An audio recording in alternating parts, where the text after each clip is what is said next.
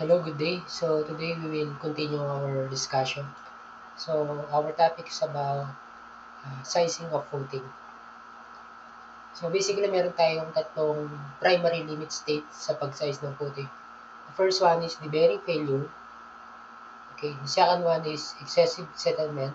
The third is differential settlement failure. So yung bearing failure can be seen sa sides ng footing as shown dito sa figure. So, pag nagkaroon ng bearing failure, normally makikita natin sa gilid ng footing yung pag-bulge, okay, ng soil. So, pag ganyan nakita nyo na sa footing, sa gilid, perimeter niya, it means nagkaroon ng bearing failure. And obviously, for excessive settlement, yun, nagkaroon ng substantial settlement. Okay? Normally sa design, we don't want to have an excessive settlement and we want only to have only 25 mm. Okay? Pag nag-exceed doon, considered as excessive na yung settlement. 1 inch yung limit natin for excessive settlement.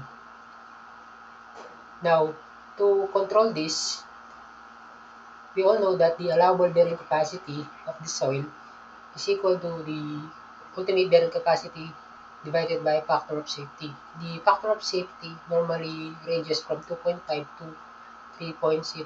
And these factors, when we divide the ultimate with the factor of safety, kinokontrol na ganito yung bearing failure tsaka excessive total settlement.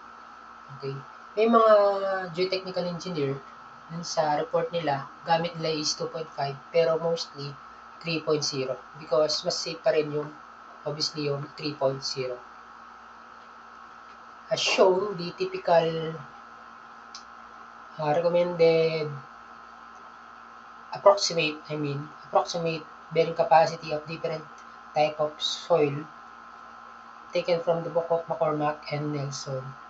But the code also provided us an approximate values for different type of material. So, for example, dito, clay, sandy clay, the allowable bearing capacity is 50. Pag sand, nasa 75. Sand, mixture of sand and gravel, nasa 100. But to have an more accurate bearing capacity to be used sa design, yun nga, tulad nung nabanggit dun sa introduction, we need to conduct a soil exploration for us to have a geotechnical report. Okay, so dun makikita kung ano ba yung recommended na bearing capacity or type of foundation to be used sa proposed structure. Okay. So, sa pagkuha ng area or pagsa-size ng footing, basic lang yung formula natin. Using the basic, stress is equal to P over A. So, kung meron na tayong bearing capacity and the load coming from the column, we can get the required area. So, tatlo lang yung basic combination yung nagagamitin natin. Una yung dead load and live load only. The second one is dead load, live load, and wind. The third is wind earthquake. As you can see dito, sabi ng code kapag kinonsider natin yung dead load, live load, and wind or earthquake, we can increase the allowable bearing capacity to 133%.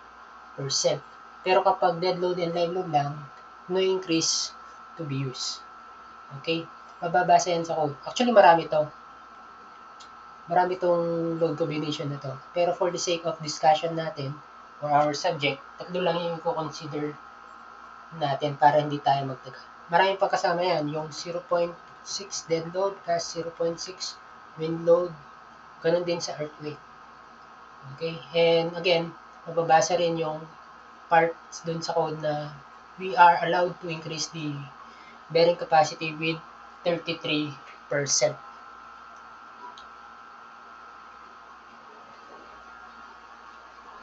Now, to get the bearing distribution due to the column load, the basic formula is P over A plus minus MC over I. Okay? So, pag meron ng moment or overturning moment given dun sa loads natin, we need to add that pressure due to the overturning moment. So, these are the possible bearing distribution. The first one, kapag yung column load natin is only concentric load, it means zero yung eccentricity. Align yung column load dun sa center ng footing or center of rigidity ng footing. So, the bearing distribution will be uniform. However, once na nagkaroon ng eccentricity yung P, yung load natin, our bearing distribution will be trapezoidal. Pero meron tayong tinatawag na Kern limit, eccentricity Kern limit, which is EK. This EK is the limit wherein doon na mag-start na maging triangular yung bearing distribution. So, once na yung eccentricity is less than pa sa Kern limit, it means trapezoidal pa lang yung bearing distribution na.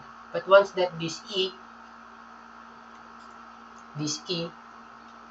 ito, nag-equal kay E Kern, napunta yung E natin dito, we will have a triangular pressure.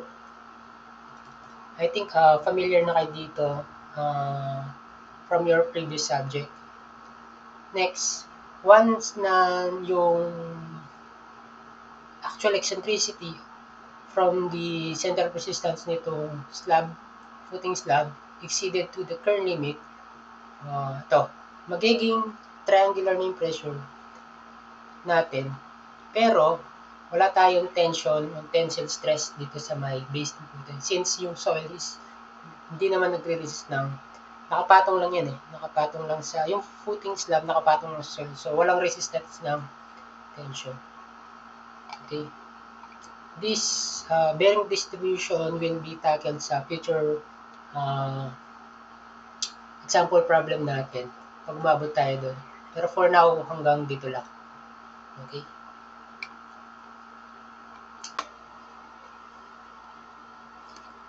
So, what is the difference between the gross soil pressure tsaka net soil pressure? As shown dito sa figure, as you can see, wala tayong column load, the PC is equal to 0. So, ano yung magiging pressure dito sa base nitong footing? So, to solve this, let's say the unit weight of the concrete is 150 and 2 feet yung depth. Tapos, 120 naman yung unit weight ng soil with 2 feet depth. So, ano yung pressure dito sa base? Kasi ito yung kailangan natin, ito yung magiging reaction. Dito natin i-compare. Ito, yung value dito sa base will be compared to the allowable bearing capacity of the soil. So, to know this,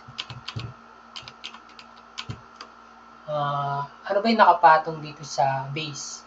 Una, yung weight nitong concrete. Diba? So, 2 times 150, ito yon. So, 2 times 150, yan yung weight na nagtutulak dito sa may base. So, 2 times 150, this is 300. Ano pa yung nagtutulak dito sa base? Sa ilalim dito. Obviously, itong weight ng soil, di ba? So, weight ng soil. Ayan. So, 2 times 120, this is 240. So, ano yung magiging reaction dito? Una, kanina 300. Kung 300 yung due to sa concrete, 300 din yung pataas.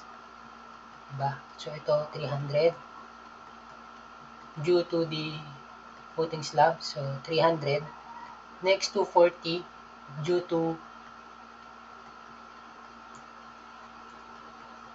to soil pressure. So, 240. As you can see, kung 0 yung load natin, so wala na nag-act dito na pressure. So, you can see, magka-cancel out lang yung dalawa. 240 at 300. What do you think will happen dito sa may footing slab? Tingin nyo. Di ba wala? flat pa rin siya. Hindi siya magbe-bend. Kasi nga, equal lang yung pressure dun sa reaction. Okay? So, 240 plus 300 is equal to 540. Kaya 540 ito. Now, what will happen kapag nagkaroon na tayo ng column load? Let's say, ito, this is 1,000 pound. What will happen? The same dun sa concept kanina. Sa una, dito is due to the footing slab weight. So, 300. Tapos, 300 dito. Tapos, 240. Then, dito rin. So, 240. Pero ngayon, meron na tayong column load, which is 100. So, magkakaroon tayong additional reaction dito. So, this is due to the column load. So, that is the pressure here, which is called the net pressure, is equal to the column load, the Q net, is equal to the column load divided by area. Now, observe this. Tingnan nyo, itong 240 magka-cancel out. Dito sa side na to, itong dyan sa side na yan, dito. Ano mangyayari? Itong 240 magka-cancel, 300 magka-cancel, then meron tayong matitirang pressure dito. Okay? Which is the net pressure. So, this pressure is called again net pressure, and this is the one that will cause the bending of the footing slab. Okay. So, yun yung difference. Yung net salt pressure, ito yung pressure due to the column load. Yung difference naman ng gross pressure, yung gross pressure is the total. Ito. Gross pressure is the total.